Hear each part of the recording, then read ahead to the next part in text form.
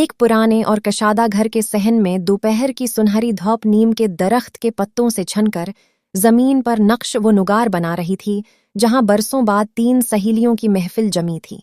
कमला अपनी मखसूस संजीदगी के साथ जमीन पर बच्छी दरी पर बैठी, एक भारी सलबटे पर हरी मिर्चें, पौदीना और अनार दाना पीस रही थी, और उसके हाथों की हरकत के साथ कांच की चौड़ियां एक सरीली मूसीकी पैदा कर रही थीं। पास ही लकड़ी के तख्त पर बैठी देवी एक पुराने एल्बम की तस्वीरें देख रही थी और पास रखे कांच के मर्तबान से खट्टी अमली निकाल कर मज़े से खाते हुए कमला से कहने लगी कि देख तो सही कमला, ये हमारे स्कूल के ज़माने की तस्वीर है। तब भी तुम ऐसे ही संजीदा होकर होमवर्क करती थी जैसे अभी ये चटनी पीस रही हो।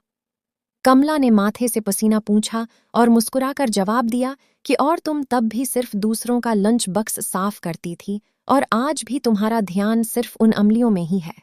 अभी उनकी बातें जारी थीं कि अचानक गली की दीवार के पीछे से एक पत्थर सहन में आ गिरा, जिससे दोनों डर गईं। और फिर दीवार पर राधा बैठी नजर आई, जो कहकहा लगाकर कहने लगी कि बिल्कुल वैसे ही डर गई हो जैसे बचपन में जब मैं छत से कद्दू फेंकती थी। राधा दीवार से छलांग लगाकर नीचे आई तो उसके दोपटे में ढेर सारी किची कीरियां बंधी हुई थीं, जो वो चौहदरी के बाग से तोड़ कर लाई थी। उसने जोश से बताया कि चौहदरी का किता पीछे पड़ गया था, लेकिन कमला की इस मशहूर चटनी के लिए ये खतरा मोल लेना बनता था।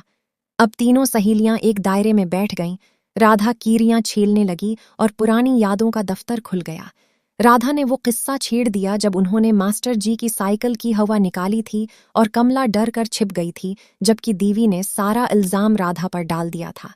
उनके कहकाओं से पूरा आंगन गूंज रहा था और ऐसा लग रहा था जैसे वो नवे की दहाई वापस आ गई हो, जहां न मोबाइल फोन थे और न ही जिंदगी की ये भाग दौड़।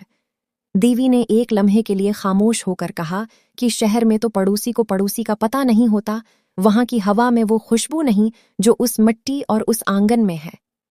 कमला ने उन दोनों का हाथ थामकर जज्बाती लहजे में कहा कि इसीलिए तो मैंने तुम दोनों को बुलाया था, ताकि एक दिन के लिए ही सही हम फिर से वही छोटी लड़कियां बन जाएं जिन्हें सिर्फ दोस्ती से मतलब था। जब चटनी तैयार हुई और कमला ने मिट्टी की प्याली में निकाल कर गर्म रोटी के साथ सबको चुखाई, तो राधा की आंखों में नमी आ गई। उसने कहा कि ये जायका सिर्फ चटनी का नहीं, बल्कि हमारी बरसों की मुखलिस दोस्ती का है। शाम ढल रही थी और सूरज की नारंगी रोशनी में वो तीनों एक दूसरे का हाथ थामे खामोशी से इस सुकून को महसूस कर रही थीं जो उन्हें बरसों बाद नसीब हुआ था। कमला ने उनसे वादा लिया कि चाहे जिंदगी कहीं भी ले जाए, वो हर साल इसी तरह यहाँ मिला करेंगी, ताकि उनकी दोस्ती की ये महक हमेशा कायम रहे।